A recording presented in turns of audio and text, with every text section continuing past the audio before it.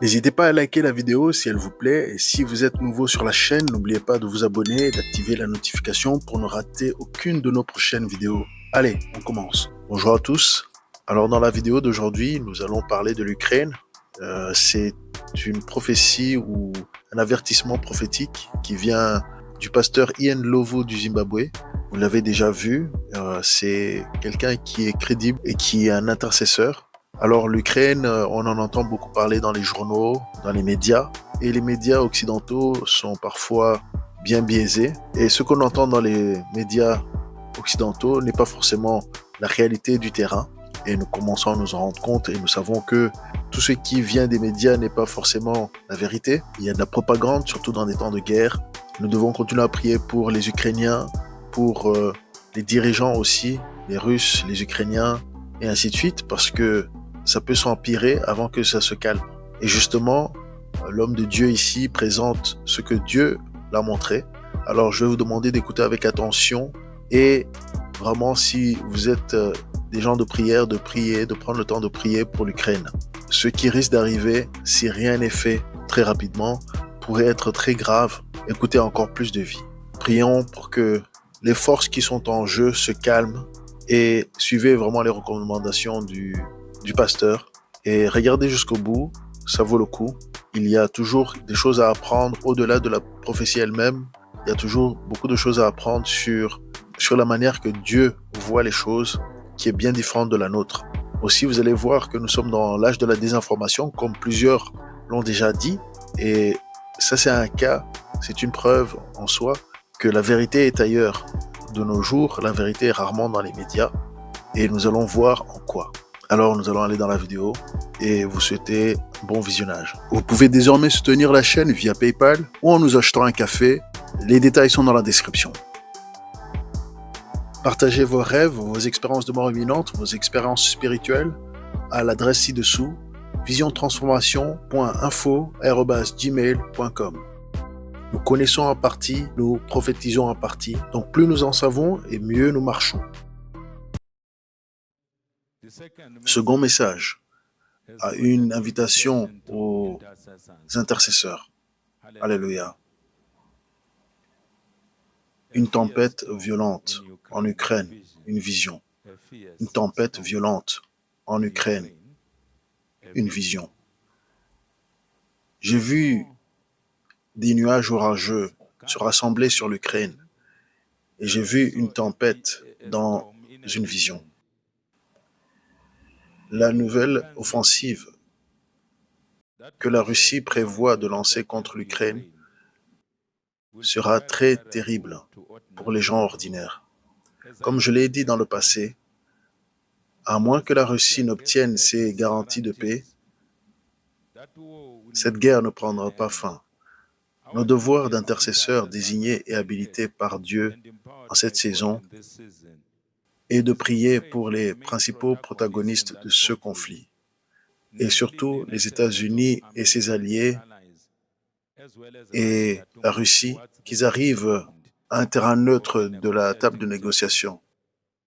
Par terrain neutre ou intermédiaire, nous entendons la tolérance, le respect mutuel, la compréhension et le compromis. C'est la meilleure façon d'avancer selon la pensée de Dieu pour cette région.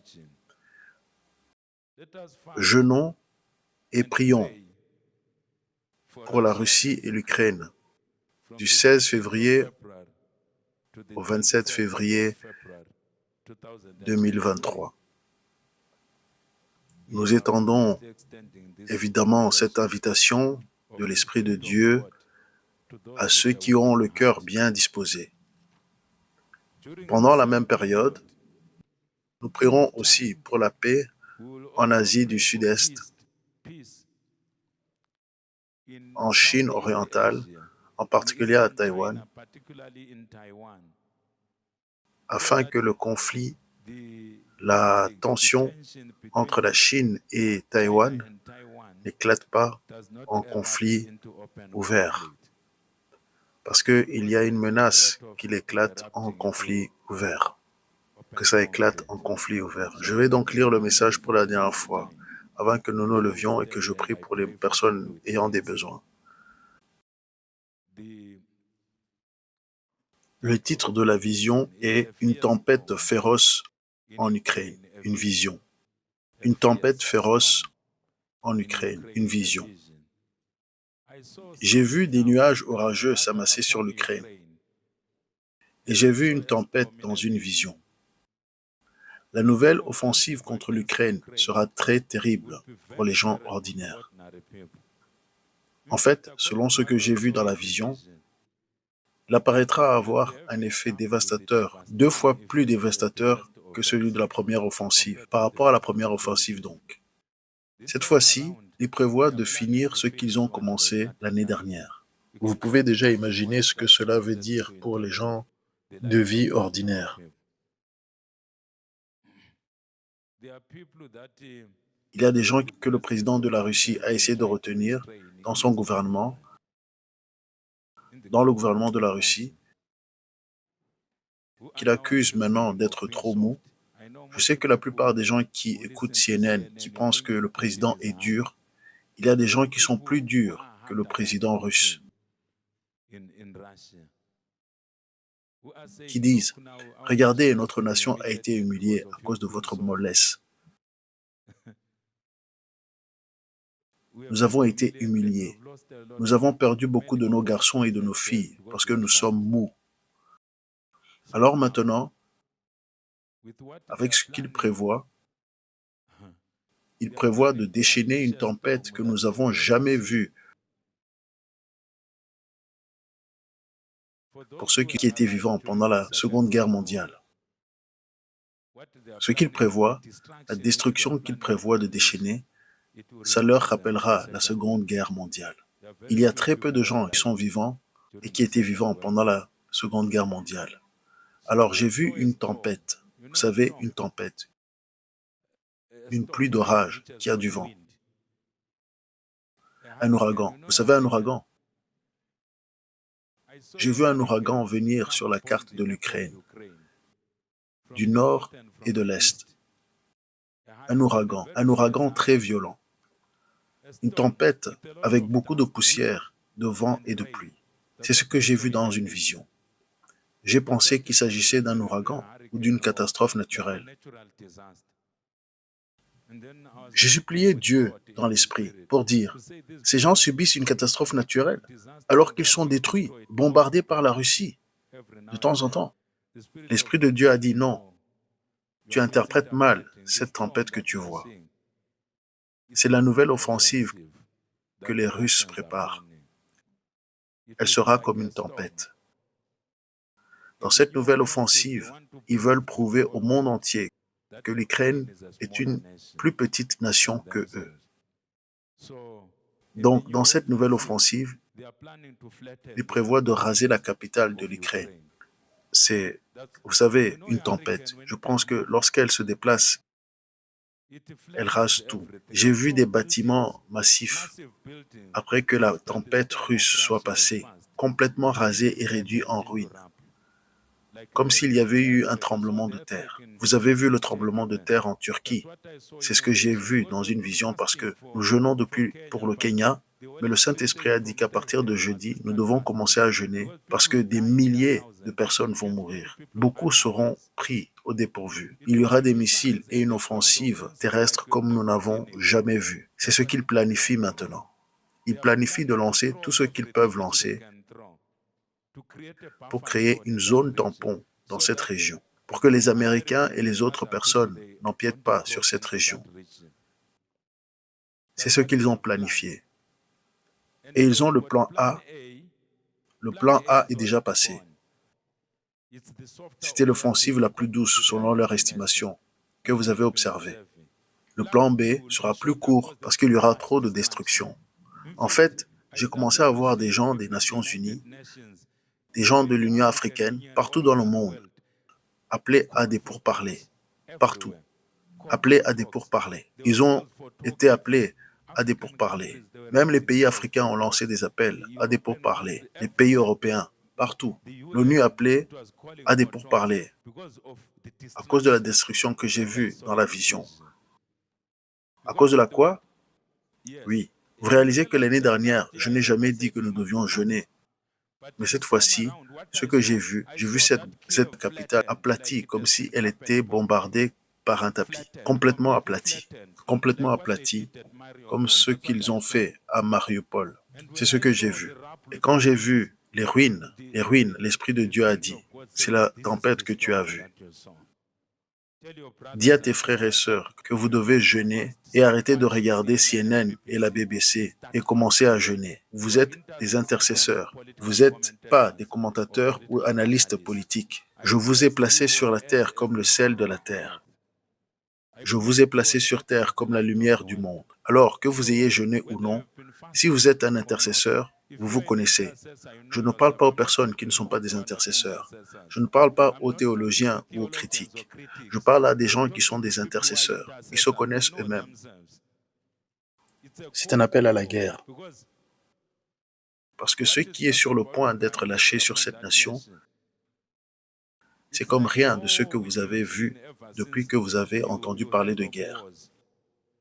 Même le Vietnam ne peut pas être comparé à cela, ni même la guerre en Irak.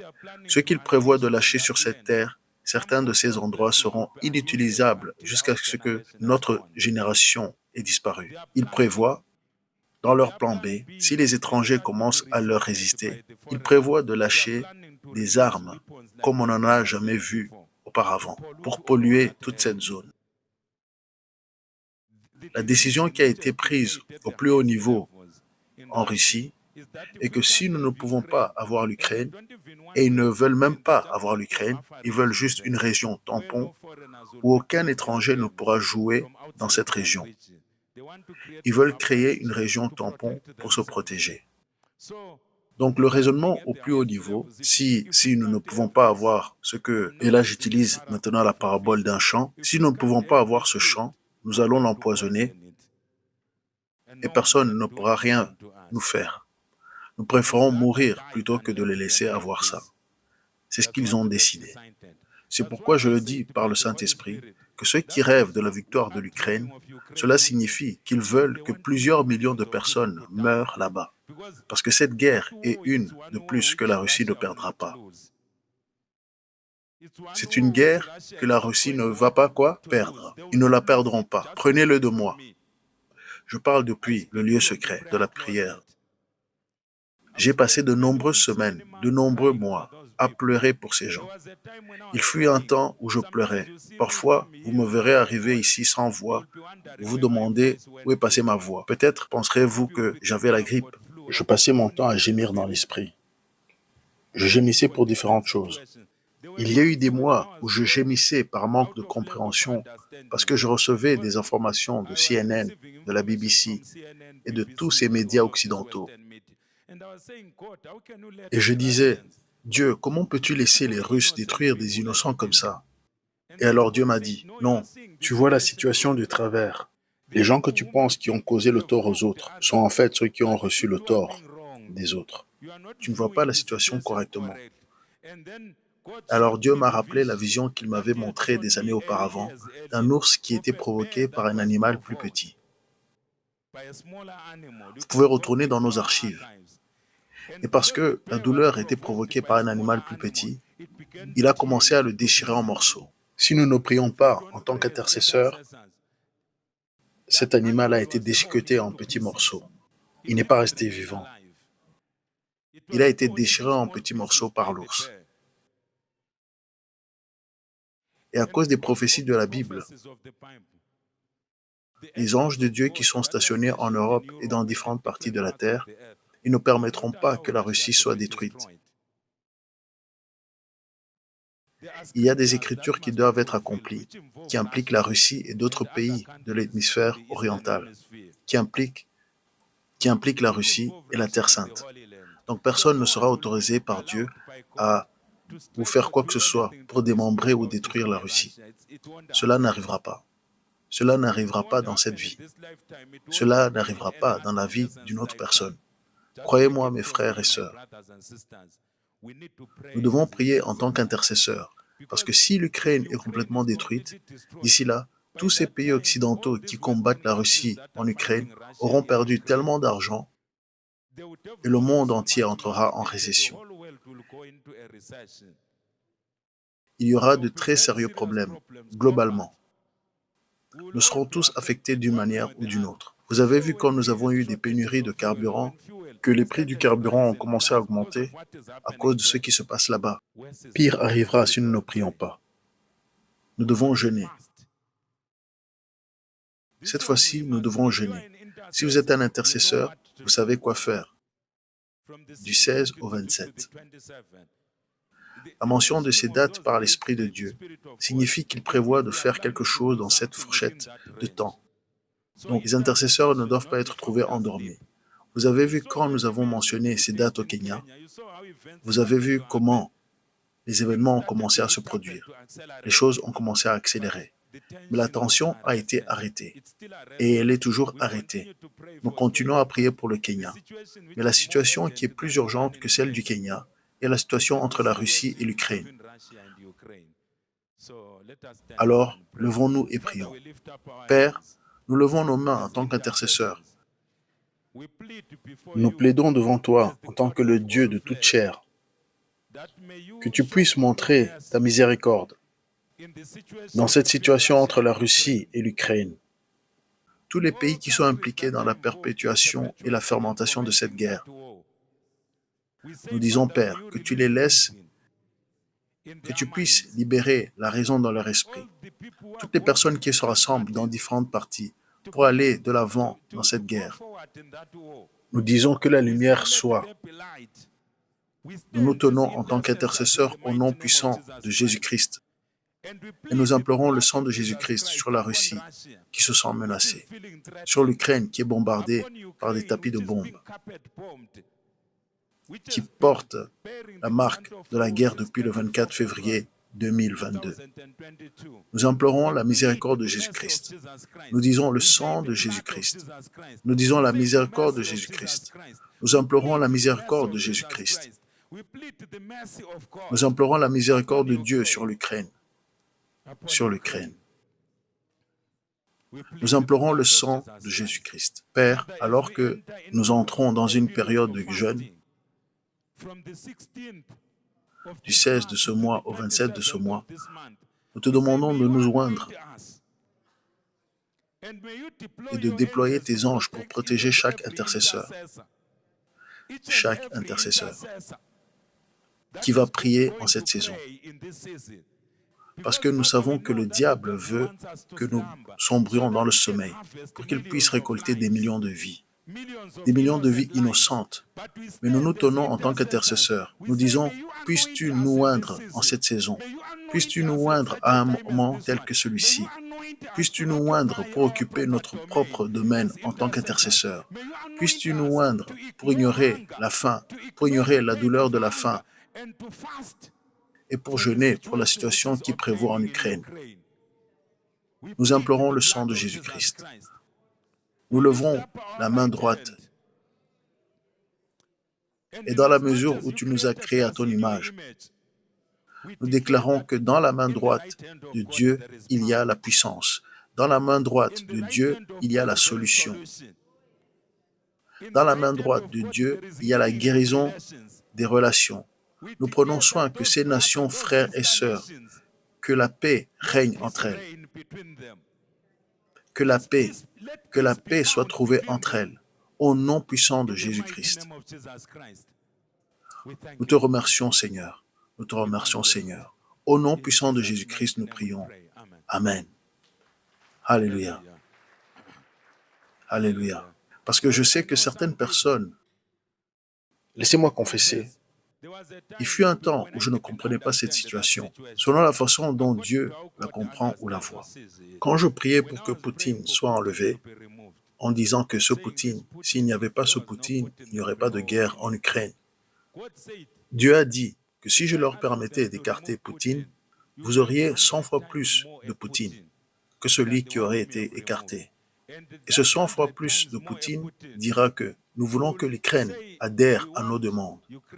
Nous leur donnons une semaine pour adhérer à nos demandes, sinon nous lâcherons des armes nucléaires. Et ils le disent, et ils le font suivre d'actions. Alors Dieu a dit, celui que vous pensez être dur, il est en fait plus doux que tous ceux qui sont là. Ce Poutine est en fait plus doux que tous ceux qui sont là, le cercle des dirigeants qui sont là en Russie. Si Poutine était retiré par Dieu, et il y a une raison pour laquelle Dieu lui permet d'être là. Si Dieu retire Poutine par une maladie, par ses ennemis qui le tuent, je vous le dis, la personne qui entrera dans ce vide de pouvoir et qui commencera à lire des rapports de menaces contre la Russie appuiera sur le bouton nucléaire et nous serons en difficulté. Elle déclenchera le chaos dans le monde. Il y aura des soucis comme vous n'en avez jamais vu. Tout d'un coup, nous tous, peu importe à quelle distance vous êtes de ce pays, vous vous sentirez menacés. Alors j'ai commencé à dire, oui Seigneur, merci d'avoir mis là l'homme doux.